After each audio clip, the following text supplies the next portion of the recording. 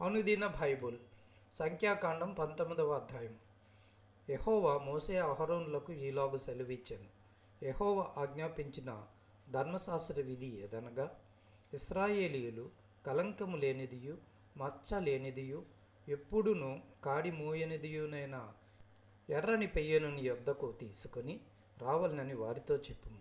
మీరు యాజకుడైన ఎలియాజరుకు దాన్ని అప్పగింపవలను. ఒకడు పాలెం వెలుపలకు దాన్ని తోలుకొని పోయి అతని ఎదుట దాన్ని వధింపవలను. యాజకుడైన ఎలియాజరు దాని రక్తములోనిది కొంచెం వేలితో తీసి ప్రత్యక్షపు గుడారం ఎదుట ఆ రక్తములో కొంచెము 7 మార్లు ప్రోక్షింపవలను. అతని కన్నుల ఎదుట ఒకడు ఆ పెయ్యను దహింపవలను. దాని చర్మమును మాంసమును రక్తమును పేడయును దహింపవలను. మరియు ఆ యాజకుడు దేవదారు కర్రను హిస్సోపును రక్తవర్ణపు నూలును తీసుకొని ఆ పెయ్యను కాల్చుచున్న అగ్నిలో వాటిని వేయవలను. అప్పుడు ఆ యాజకుడు తన బట్టలు ఉతుక్కొని నీళ్లతో శిరస్నానం చేసిన తరువాత పాలెంలో ప్రవేశించి సాయంకాలం వరకు అపవిత్రుడై ఉండెను. దాన్ని దహించిన వాడు నీళ్లతో తన బట్టలు ఉతుక్కొని నీళ్లతో శిరస్నానం చేసి సాయంకాలం వరకు అపవిత్రుడై ఉండెను. మరియు పవిత్రుడైన ఒకడు ఆ పెయ్యి యొక్క భస్మమును పోగు చేసి పాలెం వెలుపలను పవిత్ర స్థలమందు ఉంచవలెను. పాప పరిహార జలముగా ఇశ్రాయేలుల సమాజమునకు దాన్ని భద్రం చేయవలెను. అది పాప పరిహారార్థ బలి. ఆ పెయ్యి యొక్క భస్మమును పోగు చేసిన వాడు తన బట్టలు ఉతుక్కొని సాయంకాలం వరకు అపవిత్రుడై ఉండెను.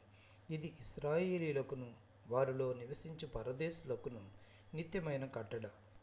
ఏ నరశవమైనను ముట్టినవాడు 7 దినములు అపవిత్రుడై ఉండెను. అతడు 3వ దినమున ఆ జలములతో పాపశుద్ధి చేసుకుని 7వ దినమున పవిత్రుడగును. అయితే వాడు 3వ దినమున పాపశుద్ధి చేసుకుని ఎడల 7వ దినమున పవిత్రుడు కాడు. నరశవమును ముట్టినవాడు అట్లు పాపశుద్ధి చేసి కొనని ఎడల వాడు యెహోవా మందిరమును అపవిత్రపరచువాడగును. ఆ మనుషుడు ఇశ్రాయేలీయుల్లో నుండి కొట్టివేయబడిను. పాప పరిహార జలము వాని మీద ప్రోక్షింపబడలేదు కనుక వాడు అపవిత్రుడు. వాని అపవిత్రత ఇంకా వాని కుండెను. ఒకడు ఒక గుడారములో చచ్చిన ఎడల దాని గూర్చిన విధి ఇది. ఆ గుడారములో ప్రవేశించి ప్రతివాడును ఆ గుడారములోనున్నది యావత్తును 7 దినములు అపవిత్రముగా నుండెను. మూత వేయబడక తెరిచియున్న ప్రతి పాత్రయు అపవిత్రమగును. బయట పొలములో ఖడ్గముతో నరకబడిన వానినైనను శవమునైనను మనుష్యుని ఎముకనైనను సమాధినైనను ముట్టువాడు 7 దినములు అపవిత్రుడై ఉండును.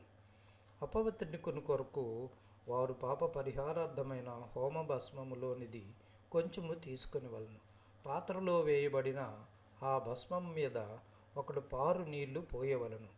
తరువాత పవిత్రుడైన ఒకడు హిస్సోపు తీసుకొని ఆ నీళ్లలో ముంచి ఆ గుడారం మీదను దానిలోని సమస్తమైన ఉపకరణముల మీదను అక్కడనున్న మనుషుల మీదను ఎముకనే కాని నరకబడిన వాన్నే కాని శవమునే కాని సమాధినే కాని ముట్టిన వాని మీదను దాన్ని ప్రోక్షింపవలెను.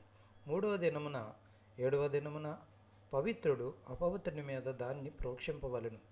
7వ దినమున వాడు పాపశుద్ధి చేసుకొని తన బట్టలు ఉతుక్కొని నీళ్లతో స్నానం చేసి సాయంకాలమున పవిత్రుడగును.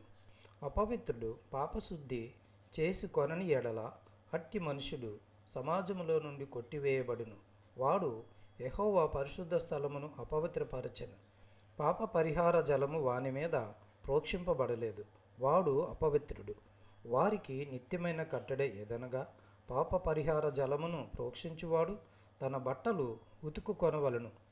పాప పరిహార జలమును ముట్టువాడు సాయంకాలం వరకు అపవిత్రుడై ఉండును.